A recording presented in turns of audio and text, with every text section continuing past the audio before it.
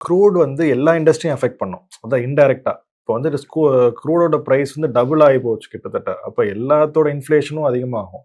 அப்ப எல்லாத்தோட வேல்யூவேஷனும் குறையணும்ல சார். அப்பதானே ஃபேர் மல்டிபிள்க்கு வந்த மாதிரி. இல்ல அது நம்ம சொல்லி நடக்கிற விஷயம் இல்லைல்ல.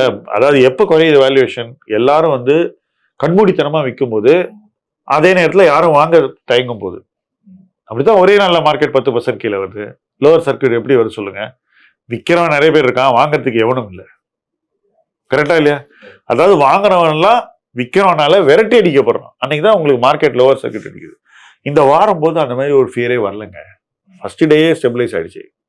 ஆனா அவரு பண்ண விதம், யூஎஸ் அனௌன்ஸ்மெண்ட்ஸ் பண்ண விதம், நடந்த விதம் பார்த்தீங்கன்னா 2 நாள் பேட் நியூஸ் வந்தா அடுத்த 2 நாள் குட் நியூஸ் வருது, அப்புறம் 2 நாள் பேட் நியூஸ் வருது. இது வந்து ஒரு சைக்கிள் மாதிரி பிளே ஆகும்போது தொடர்ந்து ஒரு முறை, 2ஆம் முறை, 3ஆம் முறை, 4ஆம் முறை வரும்போது 5-6 முறை வந்ததுக்கு அப்புறம் மக்கள் நினைச்சாங்க, ஓ பேட் நியூஸா, இன்னும் 2 நாள் கழிச்சு ஒரு குட் நியூஸ் விடுவாரு, நம்ம ஒன்றும் பண்ண வேணாம், வெயிட் பண்ணலாம் அப்படின்ற ஒரு மைண்ட் செட்டுக்கு மார்க்கெட் இருந்துச்சு. இன்னைக்கு அறவே என்ன பண்ணிட போறாங்க பெருசா அப்படின்ற மாதிரி இந்த வார பத்தி ஒரு பார்வை வந்துச்சு.